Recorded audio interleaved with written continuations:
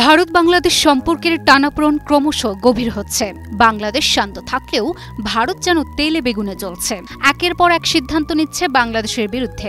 বন্ধ হচ্ছে ভিসা, বাড়ছে সীমান্ত উত্তেজনা। আর এরই মধ্যে ভারতের স্বরাষ্ট্রমন্ত্রী অমিত শাহের কড়া হুঁশিয়ারি, অবৈধ বাংলাদেশিদের ভারত থেকে বিতাড়িত করা হবে। অথচ তাদের দেশে অবস্থান করছে বাংলাদেশ থেকে পালিয়ে যাওয়া স্বৈরাচারী নেত্রী শেখ হাসিনা। তবে কি ভারতে হাসিনার আয়ু কমে আসছে?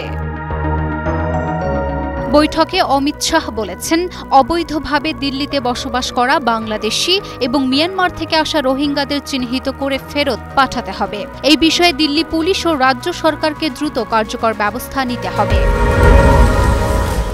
দীর্ঘ ২৭ বছর পর দিল্লির ক্ষমতার নাগাল পেয়েছে বিজেপি। ক্ষমতায় এসেই অবৈধ বাংলাদেশি বিতাড়নে উঠে পড়ে লেগেছে বিজেপি।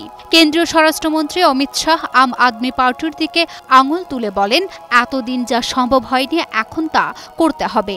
দিল্লির মুখ্যমন্ত্রী রেখা গুপ্ত ও পুলিশের বড় কর্মকর্তাদের অবৈধ বাংলাদেশি বিতাড়নে প্রয়োজনীয় নির্দেশ দিয়েছেন তিনি। সম্প্রতি ভারতের সুপ্রিম কোর্টও এই প্রসঙ্গে মন্তব্য করে জানতে চান, যুক্তরাষ্ট্র বিমান বোঝাই করে অবৈধভাবে সেদেশে যাওয়া ভারতীয়দের ফেরত পাঠাতে পারলে ভারত কেন অবৈধভাবে ভারতে আসা বাংলাদেশিদের ফেরত পাঠাতে পারে না? বোঝাই যাচ্ছে যুক্তরাষ্ট্রের উপর রাগ দেখাতে না পারলেও বাংলাদেশের উপর সেই রাগটার প্রতিফলন ঘটাতে চাচ্ছে ভারত। তবে অবৈধভাবে দিল্লিতে বসবাস করা বাংলাদেশিদের বিতাড়নের কথা বলতেই মাথায় এসে যায় স্বৈরাচারী শেখ হাসিনার কথা। কারণ জুলাই বিপ্লবে তো পালিয়ে তিনি ভারতেই আশ্রয় নিয়েছেন। ভারতও তাকে খুব সমাদরেই রেখেছে। জানা গেছে একজন মন্ত্রী সমতুল্য সম্মানেই তিনি ভারতে অবস্থান করছেন।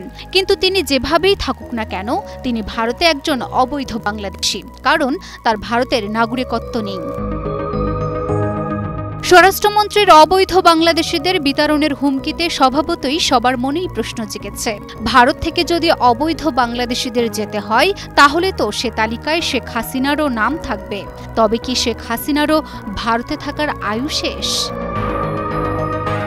Luna Afroz Nipa, news 24।